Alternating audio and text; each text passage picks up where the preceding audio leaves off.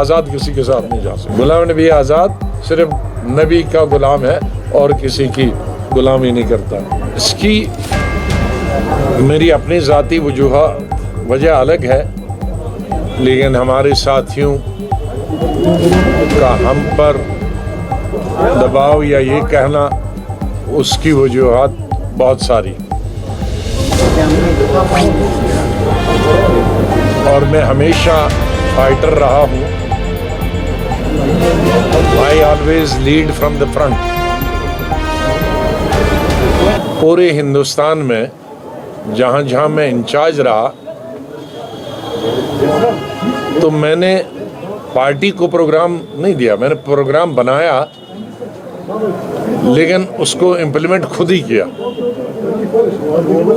जिसकी मिसालें बहुत है। पंजाब है, केरला है, आंध्रा है, तमिलनाडु है, कर्नाटका है। तो मैं सब लीडर्स को एक बस में भर देता था, जितने भी लीडर्स, और खुद ड्राइवर के साथ जो सीट होती उसमें बैठता था, और एक साल 1.5 साल दौरे करता था गांव में। तो मैं इस बात के लिए मशहूर हूँ कि मैं किसी को आगे नहीं फंसाता हूँ, खुद लीड लेता हूँ। नताइज कुछ भी हूँ, नताइज अवाम के हाथ में होते हैं, अल्लाह के हाथ में होते हैं। इसी तरह से अगर मैं यहाँ साथियों को कहा तुम इलेक्शन लड़ो, तुम इलेक्शन लड़ो, तो वो कहेंगे कि खुद तो यहाँ बैठे हैं, खुद इलेक्शन नहीं लड़ते हैं। तो इसने कहा कि I should lead from the front. ये तो एक वजह है, ताकि पार्टी का मोराल भी बढ़े और सीट भी जीते। और दूसरी वजह, शुरुआत मैंने पार्लियामेंट में लोकसभा से ही की, लेकिन उसके बाद ज़्यादातर मैं राज्यसभा में रहा। तो राज्यसभा में न सिर्फ जम्मू कश्मीर के लोगों को मालूम है, बल्कि पूरे हिंदुस्तान के लोगों को मालूम है कि राज्यसभा कोई भी दौर आया, मैंने कोई कसर नहीं रखी है हिंदुस्तान के अवाम के लिए या रियासती अवाम के लिए लड़ाई लड़ने में, वो हमारी अपनी गवर्नमेंट हो या बीजेपी की गवर्नमेंट। मैं सोचता हूँ एक लड़ाई लोकसभा में लड़ने की जरूरत, उसकी मिसाल मैं देता हूँ। ताज़ा तरीन अभी 4-5 साल ही हुए,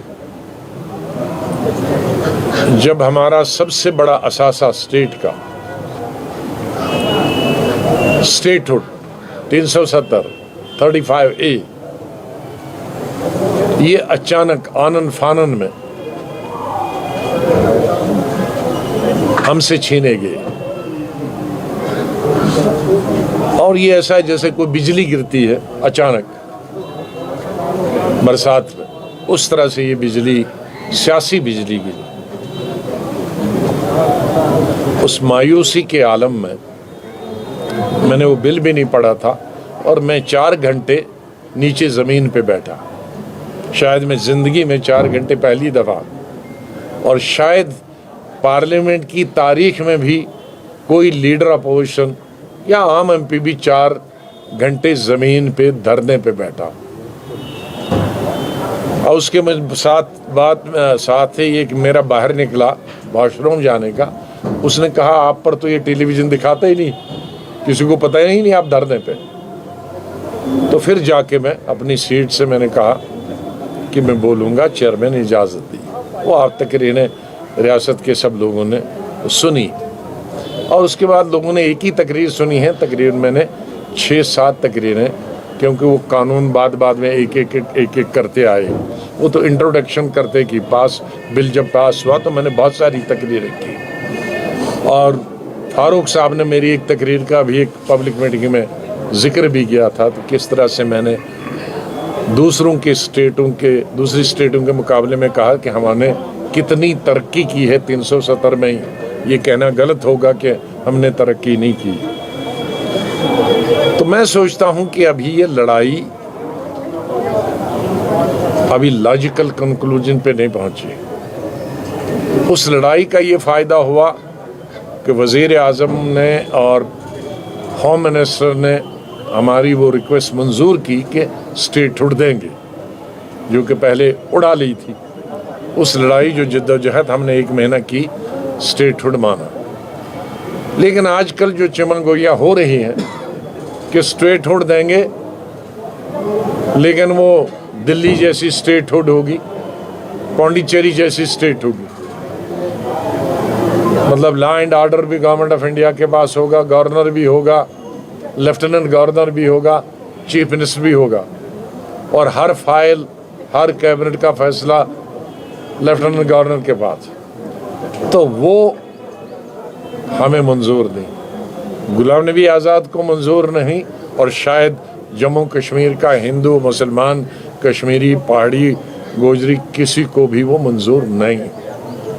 हम वही रियासत चाहते हैं जो ज़मानों से चलती आ रही है, क्योंकि अगर ज़िंदगी हमने बचानी है, उन ख़ानदानों की ज़िंदगी हमने बचानी है, तो हमने एम्प्लॉयमेंट सिर्फ जम्मू कश्मीर के लोगों तक ही महदूद रहे, वो करना। तो स्टेटहुड अगर हमें मिले, 335 एक पार्लियामेंट ने ख़त्म किया, लेकिन स्टेट गवर्नमेंट भी कानून असम्बली में बना सकती है कि वो बाहर वाला नौकरी न करे, बाहर वाला यहाँ ज़मीन न खरीदे।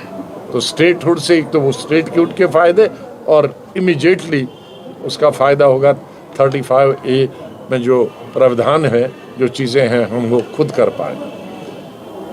चौथी बहुत इम्पॉर्टेंट जो चीज़ है वो हमारी बिजली। बिजली, जम्मू कश्मीर एक ऐसी स्टेट है जिसका दारोमदार सिर्फ बर्फ़ पर है। बर्फ़ गिरेगी नवंबर दिसंबर में तो पूरा साल रहेगी, दरियाओं में पानी पूरा साल रहेगा तो बिजली पैदा होगी। लेकिन बदकिस्मती से मुसलसल 2 सालों से, गुज़िश्ता 2 सालों से मार्च के महीने या एंडिंग फरवरी में बर्फ़ गिर रही है, जिसकी उम्र 1 महीने या 1.5 महीने से ज़्यादा नहीं, और हम शिकार हो रहे हैं बिजली न होने की वजह से। इसलिए वो भी ज़रूरत है, उसके लिए लड़ाई लड़नी है। प्राइम मिनिस्टर साहब अभी कुछ दिन पहले यहाँ आए थे, तो मुझे जम्मू मीडिया ने भी पूछा, कश्मीर मीडिया ने भी यहाँ पूछा कि आप PM से क्या चाहते हैं। मैंने कहा 1000 या 2000 मेगावाट का थर्मल प्रोजेक्ट जम्मू में, 1 या 2000 मेगावाट का थर्मल प्रोजेक्ट कश्मीर में, क्योंकि कांग्रेस के वक्त में मैंने मंजूर कराया था 1000 मेगावाट का जम्मू में, लेकिन उसके बाद में जब मैं CM था, लेकिन मैं CM से हटा तो उसके बाद उसको किसी ने पूछा ही नहीं, फॉलो अप नहीं हुआ। हमें जम्मू और कश्मीर को इस अंधेरे से निकालना है और सर्दी से बचना है, तो उसके लिए थर्मल प्रोजेक्ट्स की, पावर प्रोजेक्ट्स की यहाँ ज़रूरत है। वो तीसरी लड़ाई, चौथी लड़ाई मुझे जो पार्लियामेंट में लड़ना है,